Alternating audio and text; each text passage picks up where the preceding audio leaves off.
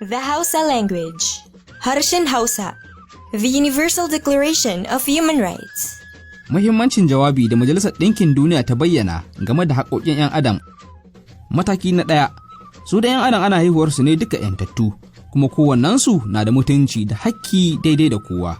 Suna da hankali da tunani, saboda haka duk abin da za su aikata wa juna ya kamata su yi cikin 'yan uwanci. The Parable of the Prodigal Son. Sai Yesu ya ce, An taɓa yin wani mutum, wanda yake da yara maza biyu, karamin da a cikinsu, ya ce wa babansu, Baba, ni a bani yanzu abin da aka shirya za a bani bayan ka mutu. Sai baban ya raba musu dukiyarsa.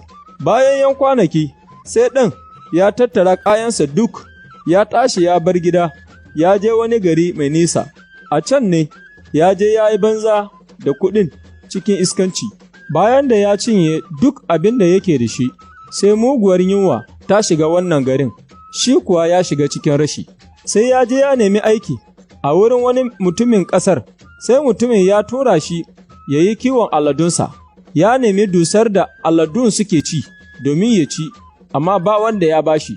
A ƙarshe sai ya dawo cikin hankalinsa, sai ya ce, Kai, ga ma'aikatan babana, duk suna banza da abinci, a ce, Gani zan mutu da yunwa, zan tashi in koma wurin babana in ce, Baba, na yi wa Allah laifi, na kuma yi maka, ban ma isa a kara kira na ɗanka ba, ka sa ni in zama kamar ɗaya daga cikin ma'aikatanka.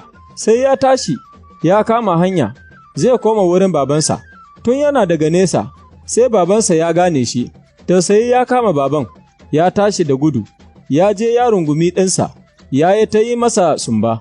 Sai ɗan ya ce, Baba, na yi wa Allah laifi, na kuma yi maka, ban isa a kara kira na ɗanka ba.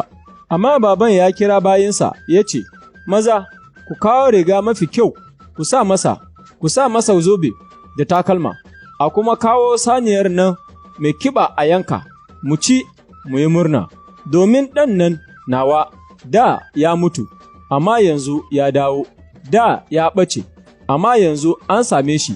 Sai suka yi murna sosai.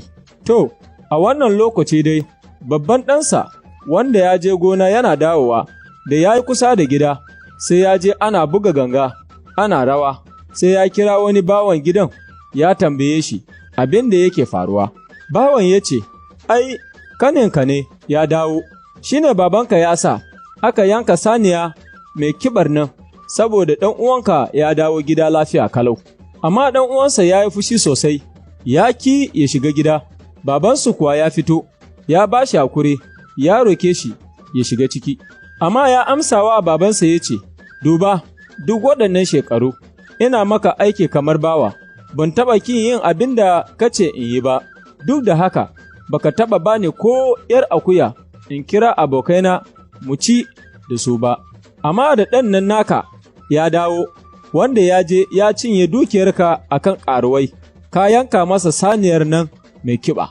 Sai baban ya ce masa, Ɗana, kullum kana nan tare da ni, duk abin da nake da shi, ai naka ne, ya kamata mu yi murna da farin ciki, domin ɗan uwankan nan da ya mutu, amma yanzu ya dawo, da ya ɓace, amma yanzu an same shi.